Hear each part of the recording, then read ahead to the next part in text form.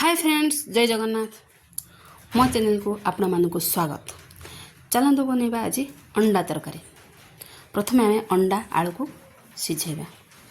अंडा आलूर चोपा छाड़ापी आम अल्प टिके लुण से ऐड करवा।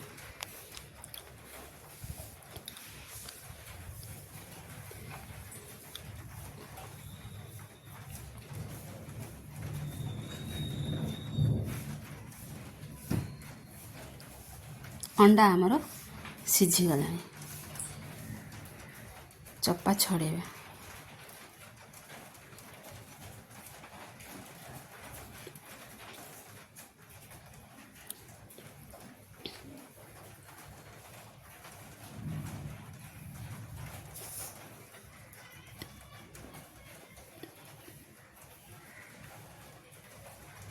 हो गला चोपा छड़ा रेडी।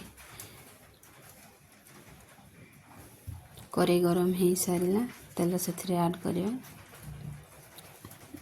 अंडा को आम फ्राए कर।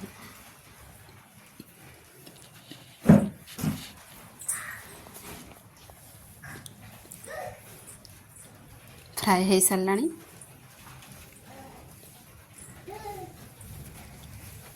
गोटे पात्र रे काढ़ी रखिए।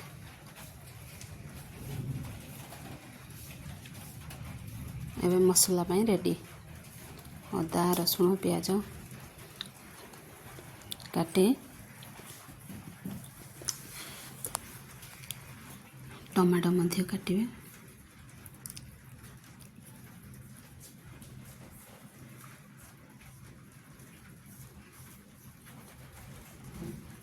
रसुण पियाज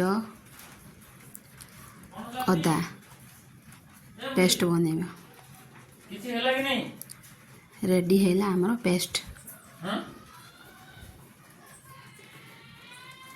तेल गरम हो सारा, से आम चीनी ऐड करवा अल्प कलर पाई। कंचा लंका पियाज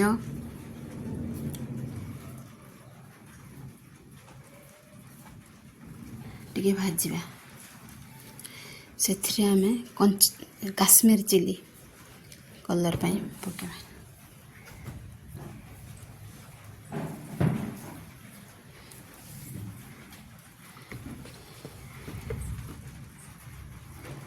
अदा रसुण पेस्ट पकेबा। अदा रसुण पियाज पेस्ट, हलदी गुंड, अल्प लंका गुंड, जीरा गुंड, धनिया गुंड,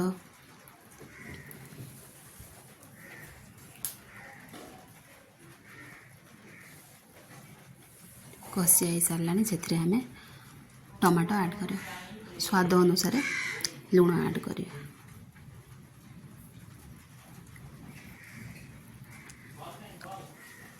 मसला कषा रेडी।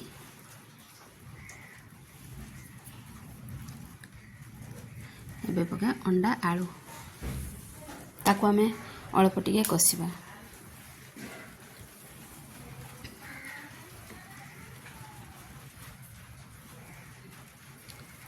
कषा हो सारा, एबे पानी ऐड करवा। आपण मानकु जेतिकी झोल दरकार से अनुसार ऐड करंतु। आज आमको टिके अल्प टिके झोल दरकार था, तो से अधिक ऐड कर देथिले। मो वीडियो जदि आपण मानकु भल लगी थाए ताहले लाइक एंड सब्सक्राइब करंतु एवं शेयर भी करंतु। हमर अंडा तरकारी रेडी। जय जगन्नाथ।